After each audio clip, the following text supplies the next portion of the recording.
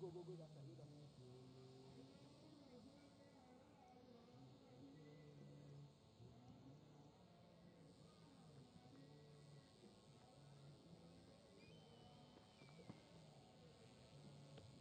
Ọlọ́dún fẹ́ jọ́ọ̀jì. Ẹ ṣe síwájú. Ẹ ṣe síwájú. Bẹ́yìn. Yeah. You move. You have to lift. Go that side.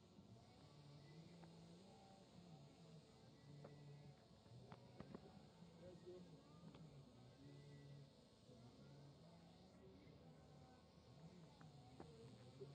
You are late.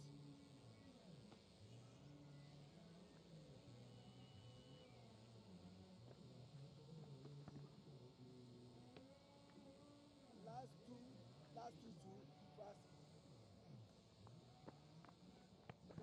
Let's go.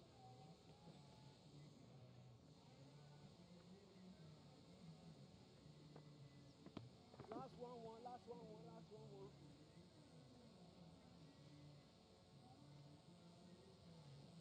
Last one.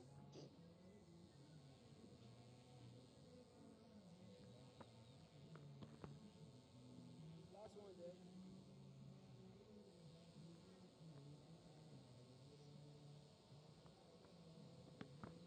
Yeah.